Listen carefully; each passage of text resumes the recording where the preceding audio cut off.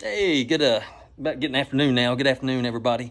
KC Bartley, Professional Home Inspections. Newest member of the team. We got Eric Benton, the ringer. Old reference there.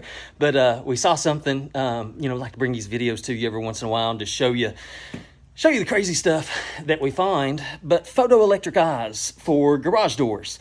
They should be within 6 to 8 inches of the floor at the base of your garage doors. And, you've got a small child that's going to run out the door while it's closing, or a pet. In this situation, with the eyes not being present here, it's very much a safety hazard. Somebody could get pinned by that door. So the age of this home, 1990, it's unique not to see it. They really started coming into fruition about 83. So seeing them in a home 1990 is odd. So Eric and I were looking here, and what they have done is mounted these guys up here on the ceiling.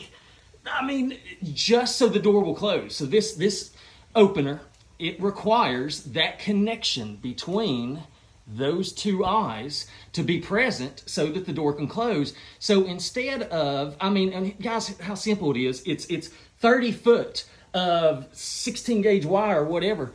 You just run it down, you run it next to each door. Why would you be so lazy, or the correct definition of the word, ignorant, to put them in this situation?